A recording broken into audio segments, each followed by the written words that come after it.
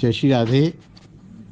ऐसा कोई शास्त्रों में वैष्णव विवाह और सामान्य विवाह नहीं दिखता है। बाकी विवाह अनेक प्रकार के तो हैं। एक जैसे वो होता है ना स्वयंवर, जिसमें कन्या स्वयं को करती है। एक वैसा विवाह होता है जिसमें भगा के ले जाया जाता है। मुझे याद नहीं है, 5-6 प्रकार के विवाह हैं।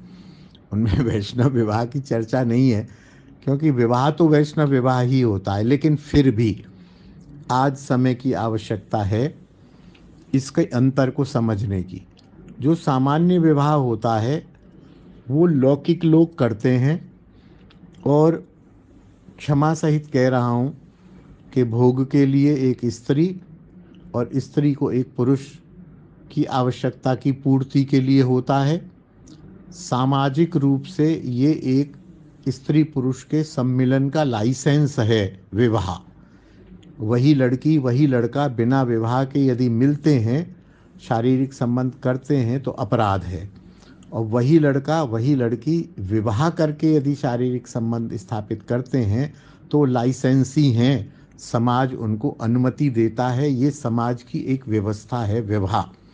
तो लौकिक लोग तो इस लाइसेंस लेने के लिए विवाह करते हैं, संतान उत्पत्ति करते हैं, भोग करते हैं, और पुरुष अर्थोपाय करके लाता है। महिला उस अर्थ से पुरुष के भोजन रहने करने की सुख सुविधा का ध्यान देती है। समय बराबर का हो गया है। अब इस समय पत्नी भी कमाती है, पति भी कमाते हैं। फिर दोनों मिलके एक दूसरे को सुख आदि देते हैं, भौतिक सुख। और यदि माता पिता घर में हैं, संस्कार हैं, तो माता पिताओं की सेवा करते हैं, बच्चों की सेवा करते हैं। ये तो हो गया सामान्य विवाह। अब जो वैष्णव विवाह है, वैष्णव विवाह ये है कि एक वैष्णव, एक जैसे युवक है, वो 25, 28, 30 वर्ष का हो गया, वो दीक्षित भी हो गया, वो भजन में उसकी रुचि है, उसको समझ आ गया कि जीवन का लक्ष्य ये संसार नहीं है, संसार नश्वर है, माता पिता रिश्ते ये सब नश्वर हैं। फिर भी मुझे इस संसार में रहना है, मुझे भजन करना है, मुझे भजन करके अपने मानव जीवन को सफल करना है और भगवत प्राप्ति करनी है, भगवत प्रेम प्राप्ति करनी है। मुझे भजन में लगना है। मेरी भोग वृत्ति नहीं है, न मेरी संतान के प्रति कोई विशेष इच्छा है।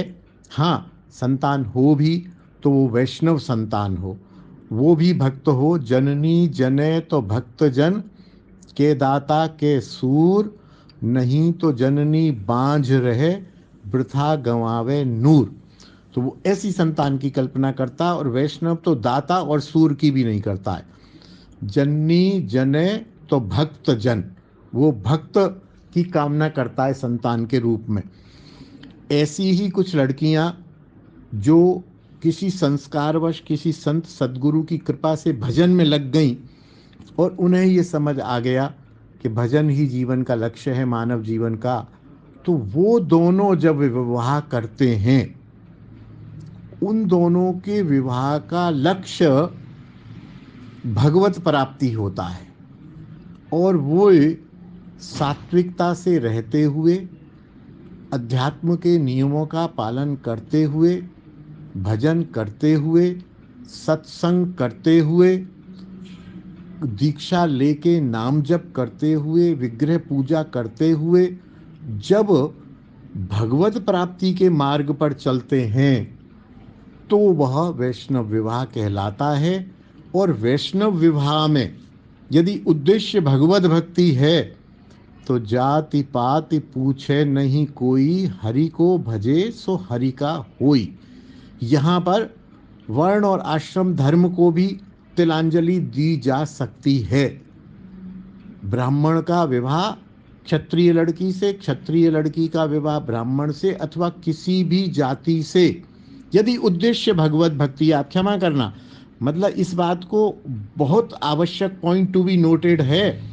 यदि आप विवाह कर रहे हैं भगवत प्राप्ति के लिए, अब आप कहोगे कि भगवत प्राप्ति के लिए विवाह की भी क्या आवश्यकता है। विवाह की आवश्यकता इसलिए है कि गृहस्थ में होकर गृहस्थ में रहकर गृहस्थ के जो हमारे शरीर की आवश्यकता है, भोजन है, शयन है, सफाई है, घर है, अर्थोपाय है, वो सारी चीज़ें गृहस्थ में पूरी हो जाती हैं। व्यक्ति जो है भजन के साथ साथ थोड़ा अर्थोपाय करता रहता है, और महिला भजन के साथ साथ भोजन, प्रसाद, ठाकुर सेवा, ठाकुर के उत्सवों की व्यवस्था करती रहती है। बड़े आराम से वैष्णवों का जीवन चलता रहता है। ऐसे बहुत लोग हैं। 2-4 विवाह तो मैंने भी कराए हैं और विजातीय कराए हैं। लक्ष्य यदि भगवत प्राप्ति है तो आप विजातीय विवाह भी कर सकते हैं। उद्देश्य होना चाहिए, कुंडली मिलाने की भी जरूरत नहीं है। जैसे प्रेम विवाह में कुंडली मिलाने की जरूरत नहीं है।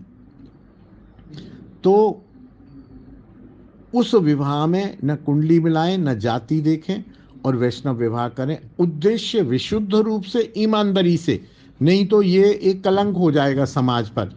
ईमानदारी से भगवत प्राप्ति है तो वो वैष्णव विवाह है, और उसमें इन नियमों को थोड़ा बहुत आप छोड़ सकते हैं। अच्छा हो कि इन नियमों का भी, लौकिक नियमों का भी पालन हो जाए। लेकिन लौकिक नियमों का पालन कर रहे हैं और वैष्णव लड़की या लड़का नहीं मिल रहा है, तो वैष्णव लड़की, वैष्णव लड़का किसी भी जाति के हों, वैष्णव हो, शुद्ध वैष्णव हो, इस पे मैं बार बार जोर दे रहा हूँ, शुद्ध वैष्णव हो तो वो विवाह कर सकते हैं और भगवत प्राप्ति में एक दूसरे के सहायक होकर भगवान की भक्ति को प्राप्त कर सकते हैं। जय श्री राधे, जय निताई।